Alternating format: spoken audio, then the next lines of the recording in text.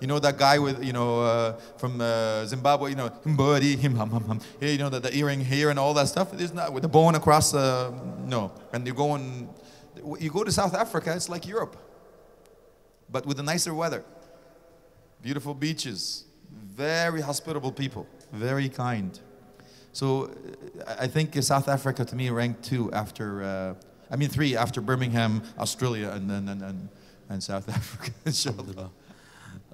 In terms of all of the different Muslim communities that you've seen, so you've been to all of these different countries and you've seen the different Muslim communities. What are some of the things that you've learned from these different communities that you've benefited from, something that's inspired you, from generally the Muslims? Something that really never failed, and I heard it a long time ago.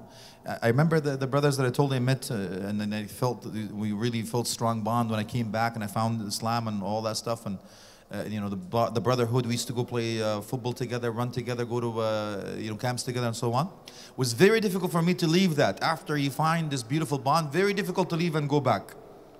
So it was tough to let go, very tough to let go. Because the brotherhood was strong, man, wallahi, it was amazing. You can't put a price tag on that. But then they reminded me of something. It says, brother Alaa, wherever you go, you will find brothers. Wherever you go in the world, you will find brothers. And that is one thing I found to be true. Everywhere I go, this poor slave of Allah goes in the world, you will find brothers, true brothers. That Allah subhanahu wa ta'ala says, وَلَوْ أَنفَقْتَ مَا فِي الْأَرْضِ جَمِيعًا. Even if you spend all the wealth on earth, you would not bond their hearts. مَا أَلَّفْتَ بَيْنَهُمْ وَلَكِنَّ اللَّهَ أَلَّفَ بَيْنَ قُلُوبِهِمْ. It's not you cannot buy this love for the sake of Allah. It is only by Allah subhanahu wa ta'ala's mercy that He mend our hearts together. Because we have the same cause, the same goal, the same banner. And that's what Allah subhanahu wa ta'ala says. And that's something that I always felt. Doesn't matter where I go in the world, the brotherhood and the love is there. For the sake of Allah subhanahu wa ta'ala. If some brother comes and says, I love you for the sake of Allah, akhi. To me, that's enough. It's priceless. And this is where every time, everywhere I go, you will find these beautiful faces coming.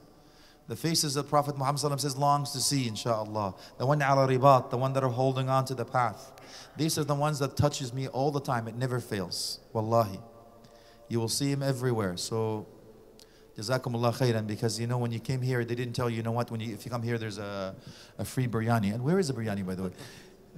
Or free something, you came here. No, akhi. You came here for a reason. May Allah subhanahu wa ta'ala give you that reason, inshallah, and give you sincerity and mend our hearts and unite us to love each other for the sake of Allah. So we'll be resurrected on pulpits of light, inshallah. May Allah make us among mutahabbina fillah, inshallah. Ameen. Shaykhana, Jazakallah khair. How do you balance between your da'wah work and your family life? This balance, which is very difficult for many people, studying knowledge and then balancing with family life, work. How do you achieve this? I failed miserably. How do you balance this? I teach a course called Home Sweet Home with Al-Kawthar. And I actually give him this. I teach him this. I says, do the MYOF, something I came up with. This is an acronym for my time, your time, our time, family time. That's what I call MYOF. So my time, I accept that. And your time, honey, go ahead. I accept that. Now we have to spend our time, as a date. Then it's a family time. I actually recently started to implement this because I had to call my bluff, practice what you preach. So my wife, I looked at my calendar, I saw my wife booked herself in because I looked at this person looks very familiar. Could this be it's my wife. So she's giving me a hint. What do I have to do, man? Book an hour with you or something in order. So it started to trigger a bell for me, and I remember one story that brought tears to my eyes. The story is that man that works too hard. When he came home one day, his son went to ask him. I actually say that story in the course. His son came up to ask him and he said, Dad, how much do you make an hour? He says, get away from me. I just come home and don't you see me, I'm busy and tired? So his son got upset, turned around crying, went to his own room. So the father recognized that he made a mistake. So he goes back to his son And he says, son, I'm sorry, I made a mistake. I make $10 an hour. So his son brings him a jar of coins. He says, Dad, I collected $10. Could I have 1 hour of your time? Wallahi. And when I heard that story, I got goosebumps now. It's because muqassir. You know, I have to point the finger to myself. So I do my best. I do my best to balance it. When I'm with them, I turn the cell phones off. I turn the computer off.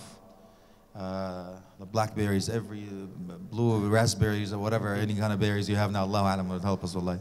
It's like a leash. So I do, if I don't have the quantity with them, I give them the quality at least. I shut everything else off. I dedicate myself to them. You know, they climb, they hit, they whatever, I'm yours. Whatever you want, and I do that. I make sure with them, what do you want to do? So I do my best to follow my own theory. Otherwise, it'll be toast. Wallah. Jazakallah khair. Finally, the final question is, mashallah, this is your second time to Birmingham now, and it's your first full day with us, and inshallah you'll get some biryani as well after your tea, inshallah. What's your parting advice to the brothers that you want to give in this chai chat? I'll give you the advice of Prophet Muhammad sallallahu alaihi wasallam. He says, اتقوا الله حيث كنتم. This is نوصيكم بتقوى الله. Very difficult indeed. But the true one that I've given before, is the one with the group we went to Hajj with. After we came back to the airport, actually we came back to London airport. So we were all there. I said, let's have a competition. And I'm going to ask you the same thing.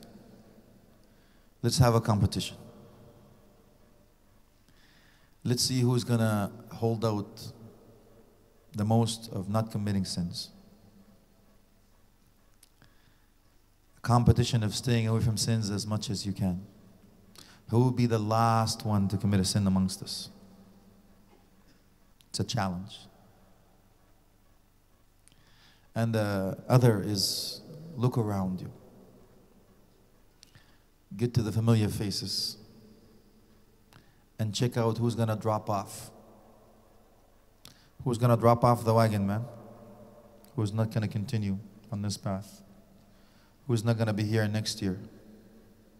Who's going to be the first one to buckle to shaitan?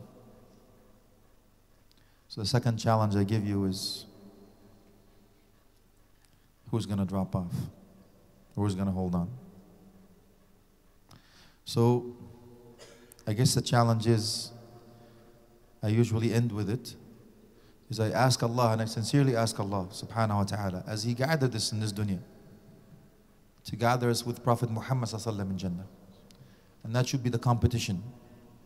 That should be the one that really say, you know what? There is an opinion that says people will actually get together in Jannah. Get together in Jannah, just like this, to sit down together. Remember, Akhi, when I met you on this day? You remember that the first day in the Tawbah? Can you remember we did this? So hopefully we can sit down together, inshallah, again, in Jannah, Akhi, with Prophet Muhammad sallallahu alaihi wasallam. That would be my hit. So hold on. As I mentioned earlier, man sara ala darbi wasal. Hold on to the path, Akhi. That should be your goal, inshallah.